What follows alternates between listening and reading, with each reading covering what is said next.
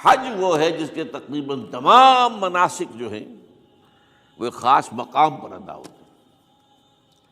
آپ سفر کر کے جائیے، مکہ مکرمہ جائیے، اللہ کے گھر کا طواف کیجیے، پھر وہاں سے جو بھی روانگی ہوتی ہے یوم الترویہ 8 ذی الحجہ کو نکلیے اور جا کر منا میں قیام کیجیے ایک رات، پھر 9 کی صبح کو نکلیں عرفات جائیے، عرفات میں شام تک قیام رہے گا، لیکن مغرب کی نماز کے وقت کے بعد وہاں سے نکلیں گے، مغرب وہاں پڑھیں گے نہیں، وہ جا کر مزدلفہ میں پڑھی جائے گی عشاء کے ساتھ ملا کر، چاہے کتنی دیر ہو جائے۔ بہرحال یہ ساری چیزیں ایک خاص مقام کے ساتھ ہیں، منسلک ہیں، ہر جگہ پر یہ ادا نہیں ہو سکتا۔ اب اس میں دیکھیے حکمت نظر آ رہی ہے، چونکہ حج جو ہے ایک خاص جگہ پر ایک خاص مقام سے وابستہ ہے، اس کے ساتھ جو عید الاضحیٰ وابستہ کی گئی ہے، یہ گویا کہ حج ہی کے ایک رکن کو پھیلا دیا گیا ہے۔ قربانی جو مناسک حج میں بڑی اہمیت کی حامل ہے، اسے عام کر دیا گیا۔ تم مدینہ مکے تو نہیں پہنچ سکے ہو، لیکن یہاں پر قربانی کے اندر تو شریک ہو جاؤ۔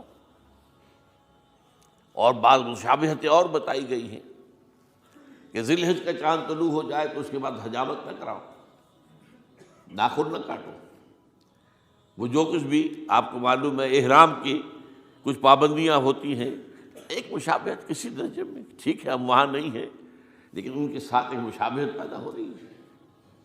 تو قربانی در حقیقت جو ہے عید الاضحیٰ وہ گویا کہ ایکسٹینشن ہے حج کی، کہ تمام عالم اسلام کے اندر جو ہے تمام مسلمان جہاں بھی کہیں ہیں وہ حج کے اس ایک منسک کے اندر شریک ہو جاتے ہیں۔ تو یہ میں نے چند باتیں تمہیداً عرض کی ہیں ان عبادات اربعہ کے بارے میں، ان کی جو ریلیٹیو حیثیت ہے ہمارے دین میں۔ اب آئیے حج کا معاملہ کیا ہے، وہ پورا ایک خاص علاقے سے متعلق ہے اور ایک خاص شخصیت سے متعلق ہے، یہ بھی نوٹ کر لیجیے۔ چنانچہ جو آیات میں نے آپ کو سنائی حج کے بارے میں، ان اول بیت وضع للناس للذی ببکۃ مبارکا وہدی للعالمین، یقیناً پہلا گھر جو بنایا گیا لوگوں کے لیے، یعنی اللہ کی عبادت کے لیے، کہ لوگ وہاں جمع ہوں اللہ کی عبادت کے لیے، وہ ہے جو بکہ میں ہے۔ بکہ اور مکہ یہ ایک ہی لفظ ہے، تورات میں بکہ کا لفظ آیا ہے، قرآن مجید میں مکہ۔ یہ تھوڑا فرق جو ہے یہ تلفظ کا ہو جایا کرتا ہے مختلف زبانوں کے اندر، جیسا کہ آپ کو معلوم ہوگا کہ آج کل جو عرب کے لوگ ہیں وہ قاف کو گاف پڑھتے ہیں، گل، گم، قم کی بجائے گم، قل کی بجائے گل، اقول لک اقول لک، وہ گاف۔ تو یہ جو ہے فرق ہو جاتا ہے۔ تو بکہ، وادی بکہ، یہ ہے در حقیقت مکہ مکرمہ۔ تو پہلا گھر جو بنایا گیا ہے، اور اس کے بارے میں جو یہ عام طور پر مشہور ہے کہ اس کے معمار حضرت ابراہیم ہیں، یہ بات صحیح نہیں۔ اس کے معمار اول حضرت آدم علیہ السلام خود ہیں۔ اول بیت ہے نا، پہلا گھر، تو کیا یہ ممکن ہے کہ آدم سے لے کر ابراہیم تک کوئی گھر اللہ کی عبادت کے لیے بنا ہی نہ ہو؟ تو ناممکنات میں سے اولا بیت میں خود دلیل موجود ہے۔ حضرت آدم علیہ السلام نے اس کی تعمیر کی، البتہ اس کے بعد بعض سیلابوں کی وجہ سے یہ عمارت گر گئی اور کچھ جو وہاں پر آبادی بنی تھی وہ بھی ختم ہو گئی۔ تو ایسے آتے ہیں، آپ کو معلوم ہے کہ یمن میں جب ان کا ایک بند ٹوٹا تھا بہت بڑا، سد معارم، تو پھر وہاں جو اتنی خوشحالی تھی اور جو وہاں پر جو باغات تھے اور جو کھیتیاں سب برباد ہو گئی، اور وہاں سے لوگ جو ہے نقل مکانی کرنے پر مجبور ہو گئے۔ یہی یمن کے قبائل تھے جو جا کر شام اور عراق میں آباد ہوئے، یہی یمن کے 2 قبیلے تھے جو مدینے میں آ کر آباد ہوئے، اوس اور خزرج، یہ یمن کے قبیلے تھے۔ تو اس بند کے ٹوٹنے کے بعد اگر خدا نہ خواستہ اگر ہمارا تربیلا ڈیم ٹوٹ جائے کیا ہوگا؟ پچھلے دنوں خبریں آئی ہیں اخبارات میں کہ ہندوستان میں غور ہو رہا ہے اس پر کہ تربیلا ڈیم کو اڑا دو۔ وہ سوچ رہے ہیں پاکستان کو ختم کرنے کی سبیل کیا ہو سکتی ہے، تو بڑی سمپل ہے اور بڑا آسان کام ہے، بمبارڈمنٹ کر دینا جو ہے۔ ٹھیک ہے ان کا جہاز آئیں، کچھ کو ہم گرا بھی لیں گے، لیکن کچھ تو آ کر جو ہے وہاں پر وہ اپنے بم جو ہے وہ ہدف کے اوپر گرا جائیں گے، کیا ہوگا؟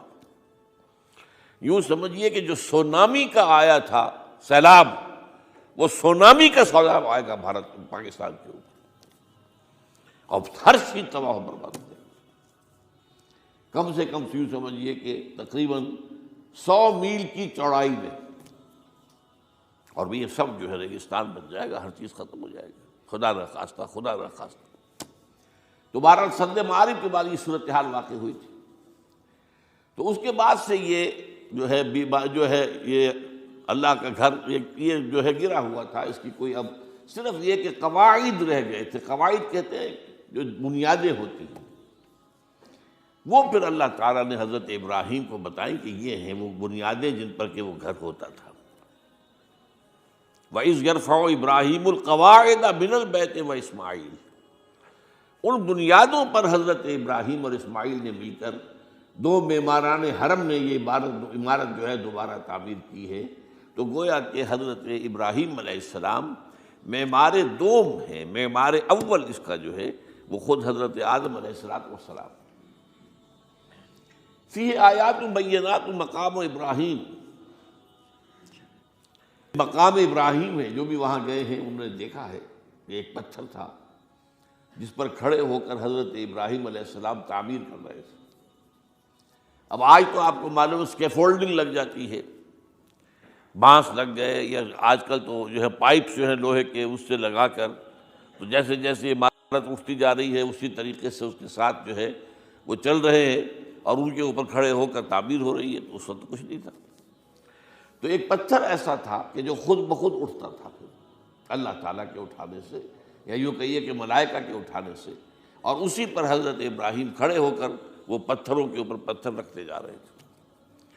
اور اس کی وجہ سے اس پتھر کے اوپر کتنی دیر کھڑے رہنا ہوا ہوگا حضرت ابراہیم علیہ السلام کا، کہ اس پر ان کے پاؤں کے نشان بن گئے۔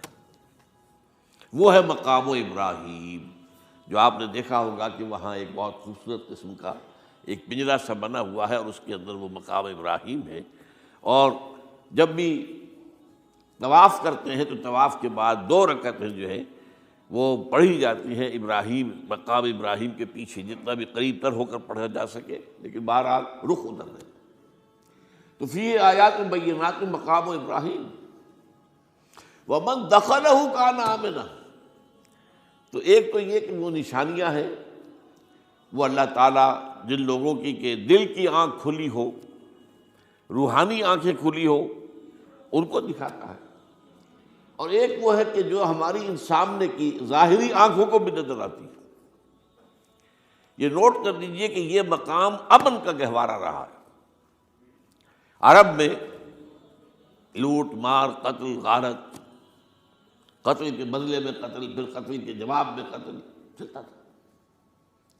لیکن اس وقت بدترین دور میں بھی عربوں کا معاملہ یہ تھا کہ کوئی شخص فرض کیجئے کہ وہ کئی مہینے سے اپنے باپ کے قاتل کو ڈھونڈ رہا ہے تاکہ قصاص لے سکے، بدلہ لے سکے، اسے قتل کر سکے، اسے کہیں نظر نہیں آ رہا، اچانک حرم میں نظر آ جاتا ہے، وہاں وہ نقصان نہیں پہنچائے گا اسے۔